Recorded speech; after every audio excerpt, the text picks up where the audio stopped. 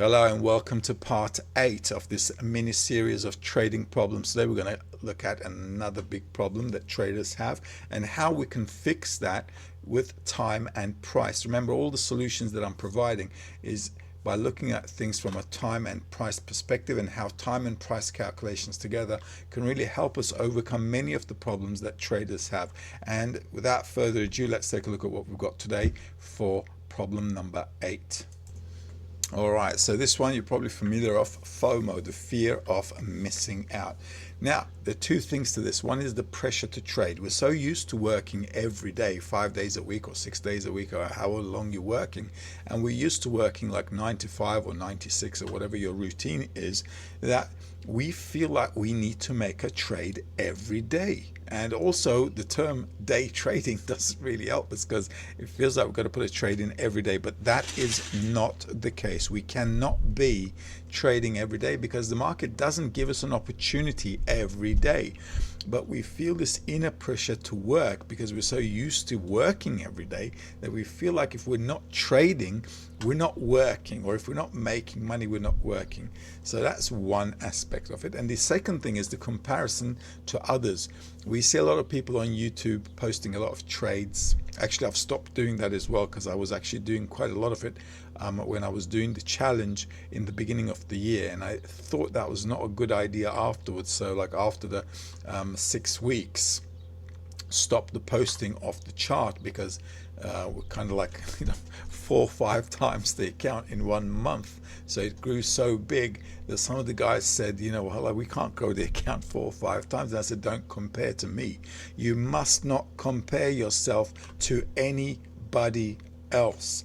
I've also mentioned this in other videos as well. You have to have your own way of looking at the market. This is why your own style, your own technique of technical analysis coming together with timing is very important, because everybody sees the market in their own unique way.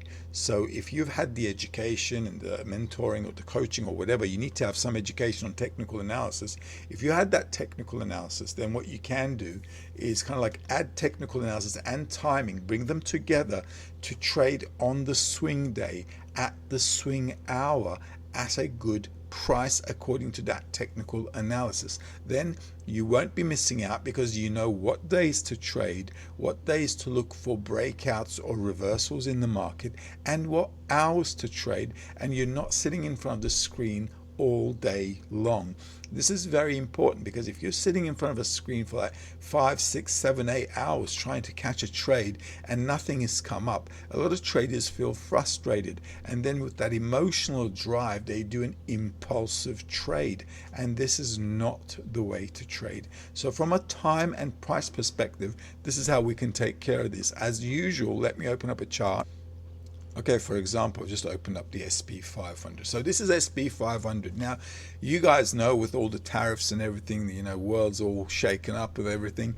The markets had a big crash. But when it was crashing and when it was not crashing, we already had swing days. So knowing that we've got swing days at certain levels where the market can bounce off from due to our technical analysis, let's put this on the weekly because that is a bit too far out. Here we go.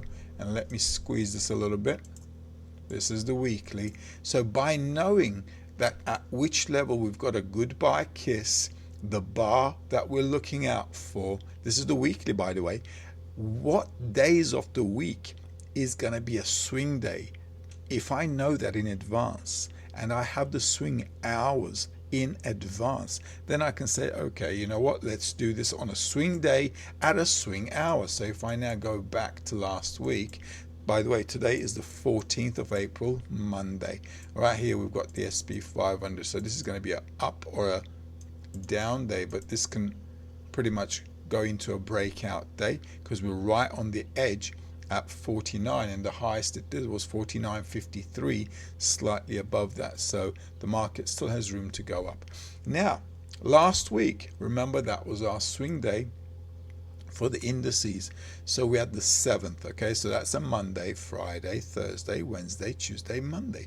So from Monday all the way into Thursday, because Thursday was the swing day, remember, for Dow Jones and Nasdaq, we could ride that up. So knowing it's a swing day, knowing the next swing day ahead is also like bingo.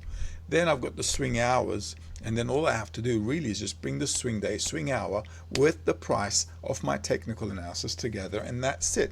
And then all I have to do is then go to the small time frame on a Monday. Let's go to a Monday.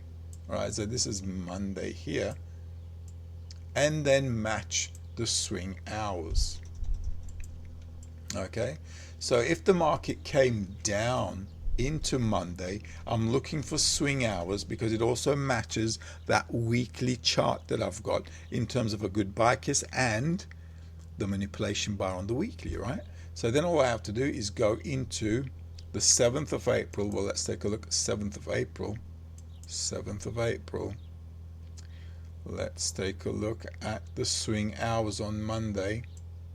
So now I've got swing hours. Now indices work good, as you know, in the New York session or the London session. So we can take a look. So at lunchtime I got 1:15. Remember, this is UCT plus 3 my time, so that is 10 o'clock. Let's see, we had 9:35, so that's there, 9:30.